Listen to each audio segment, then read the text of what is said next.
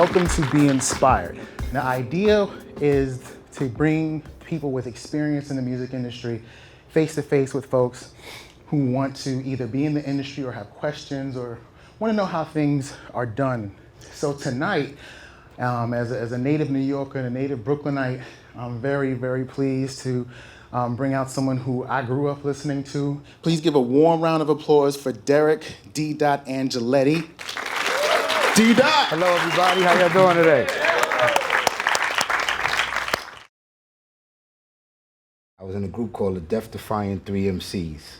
That was 1980, 80, 81, and 82. So I was like in 4th, 5th, and 6th grade. That's when hip hop was really starting to make its way through the hoods.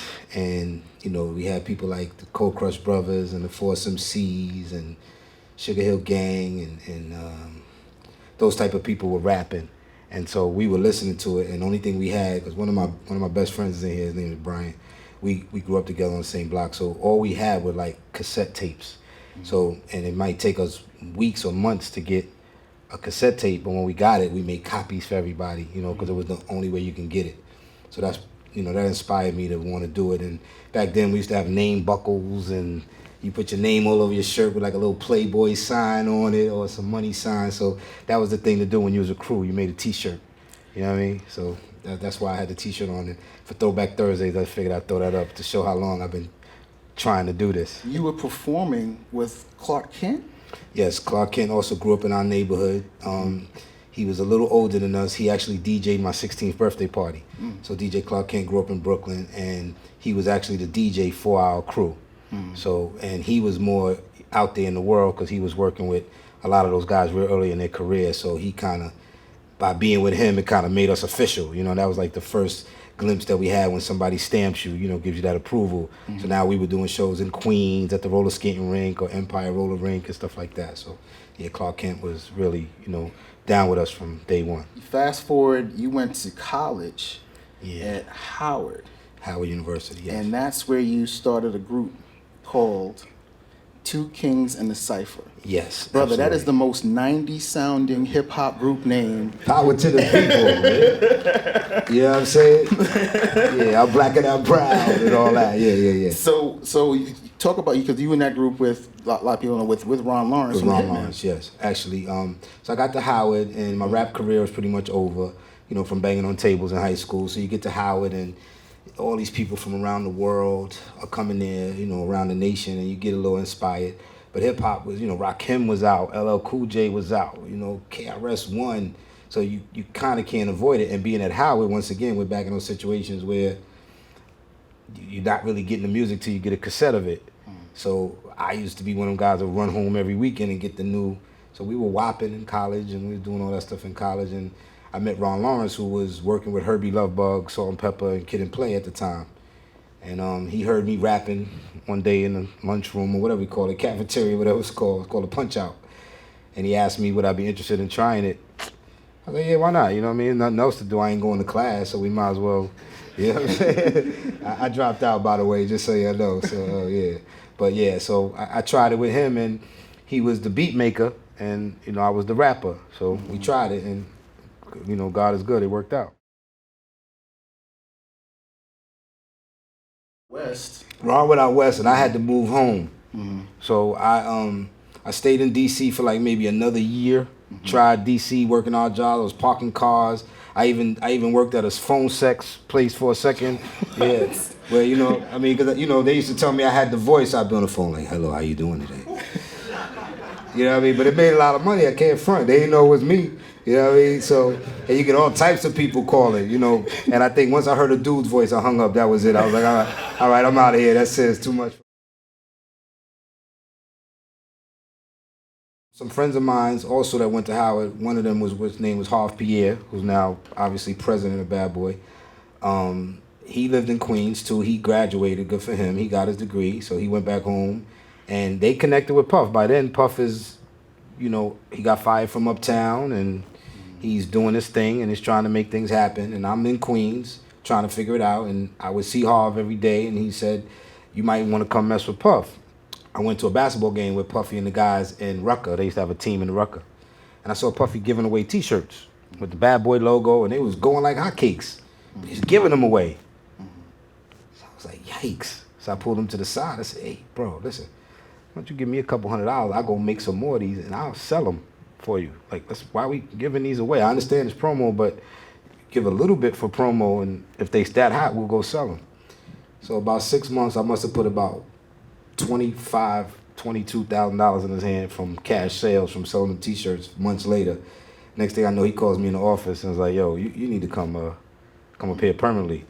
So as long as there's some type of check or something on Thursdays, I'm here. If not, I'll see you after work like I've been doing." And so he said, "Let's do it." I said, "Can I make a card?" He said, "Do what you want." Do I put Director of Merchandising? That was my card. You know what I mean? So I'm running around, I'm the Director of Merchandising. And so that was my first card. You know what I mean? I made up 2 cards while I was there. Because then once I got in, that's all I need to do is get in.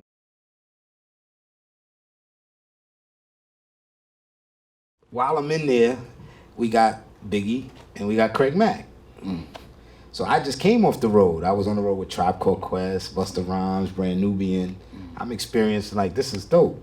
So I know all the promoters and the DJs around the country. I met them. I just came from California. I just came from Texas. I just came from all these places. So Biggie's about to pop. We got a record going. So I started booking shows for them, calling up the promoters that I just left a year ago. And say, hey, I got this guy. Oh, we heard of him. Can you bring him down here? Yeah. So I started booking shows for Biggie and Craig Mack. Right. So now it's like, oh, I need another card. So I made Director of Management. You know what I mean? So now I'm the Director of Management. So now they letting me. And so I'm talking to Mark. Now, by now, Mark is running with Big. And I'm saying, do you mind I book some shows for y'all? Nah, you getting us money? So I think I made Big his first $4,000 show. Then I got him an $8,000 show.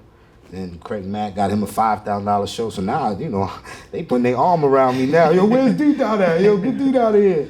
So that's how I made my second way of showing them I know how to make them some money. And plus I related to them because I did what they did. I was just in a record deal. Now I'm in a more executive capacity, but they can talk to me because they watch me on, Video Music Box. Right. And when I met Biggie, I went to shake his hand. He put his hand back. I know who you are, fam. I was watching you on Video Music Box. I was like, oh, that's dope. Okay, cool. So we got along from that point.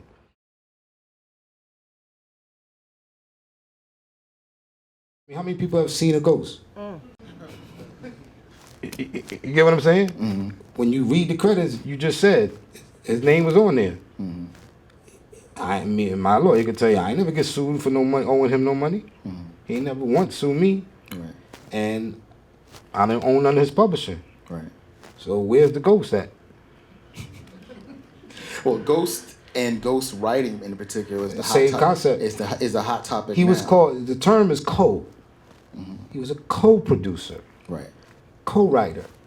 Ghost is what Ron Lawrence did when he was working for Herbie Lovebug in the 80s. When Herbie Lovebug's name appeared only. When you saw the writer's credits and his name was there only. But Ron Lawrence did the track and may have gotten $250. That's Ghost. Go in the closet, young man. You know what I mean? That's a ghost.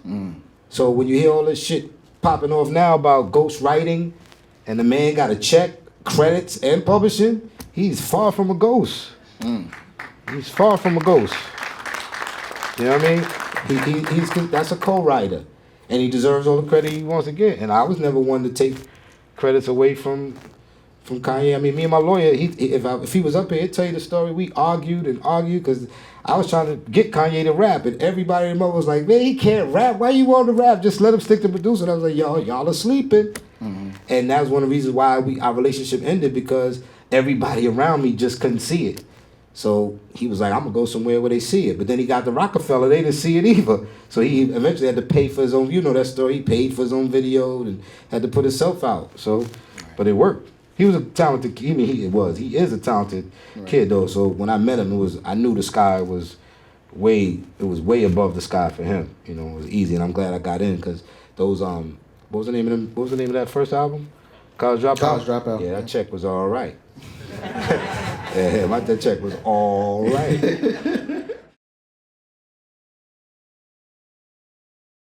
The advice hasn't changed for 30 years. It's just they got new avenues. You still got to do your homework. You know, I used to tell people all the time, like, I can walk into a room of rappers and put a carton of milk up there and they wouldn't read it. And there's only a couple of lines. So I could tell you a Harv Pierre story, which inspired me. When we were at Bad Boy, Harv Pierre was trying to figure out his way because he also was a rapper. And he was kind of A&Ring, he was doing promotions. So he was like, well, damn, I'm here and I'm considered the director of promotion. So how do I become the illest director of promotions possible? So at the time, I can't remember the gentleman's name, but there was a gentleman that was considered the king of promotions, can walk any record in any DJ, and the DJ would just play it. Walk in any radio station, just hand it to him.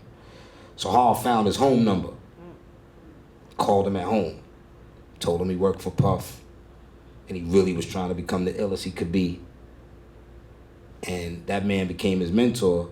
And in 2015, Harv is the president of Bad Boy Worldwide and also a part owner of it. So when Puff decides to go and cash out, Harv will get a check from that, and he stayed loyal. You know, for a few years he bounced to go explore, but he came back but that was a story of savagery. That was a story of hunger. That was a story of somebody really wanting it to the point where you're calling somebody at their home that don't know you and saying, hell, hey, listen, I really would like to tutelage under you.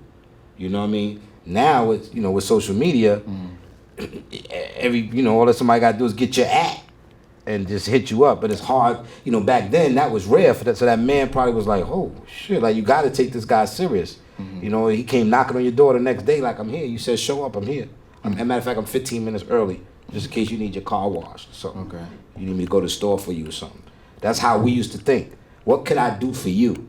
Because I already know what you could do for me. Right. Thank you so much, D. No problem. Thank you to everybody. Thank you everybody for coming out to be inspired.